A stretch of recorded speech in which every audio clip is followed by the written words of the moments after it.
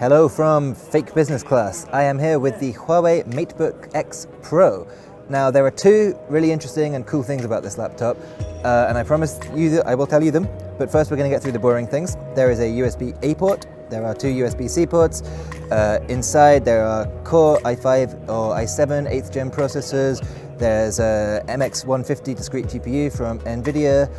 It pretty much looks a lot like a MacBook Pro. It even has the same weird cursor keys and speaker layout, and it even comes in space gray, so make of that what you will. But there are some cool things about it. Number one, just look at the screen. I mean, the bezels on this thing are absolutely tiny. Huawei says the screen to body ratio is 91%, which is higher than any laptop I've ever heard of. Even on the bottom, it's a very, very small bezel, which is something where a lot of laptop makers slip up. And since there is no giant bezel on the bottom, you may be wondering, where is the webcam? Well, that brings me to point number two. Where do you think it is?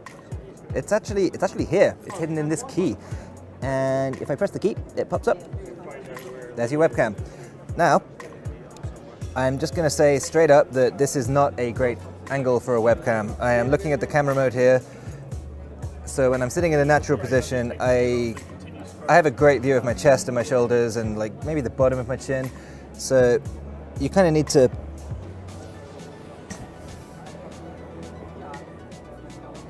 like, maybe you can make it work if you're in business class like this fake plane, but I think if you're if you're using a webcam on an economy plane, I'm not sure what you're doing in the first place, but it's not going to work in a lot of situations, is what I'm saying.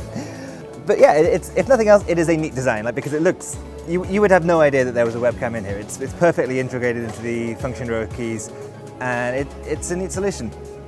Not sure how practical it is, but it's a neat solution. So yeah, this is looking like a pretty solid laptop overall. It feels good, the build quality is very solid. The design is a little less derivative when you close it, because it has this whole wedge thing going on.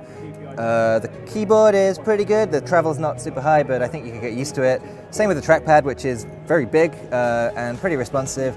The screen is great. Like, it's beyond the bezels, it's 3000 by 2000 resolution, so that's super high, and it makes it a 3:2 aspect ratio, which is the same as what you would get on a Surface device. So no complaints there.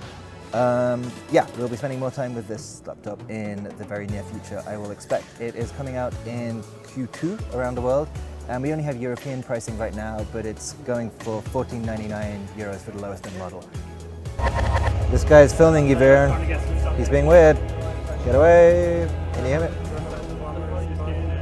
I don't know, maybe. Anyway, we good?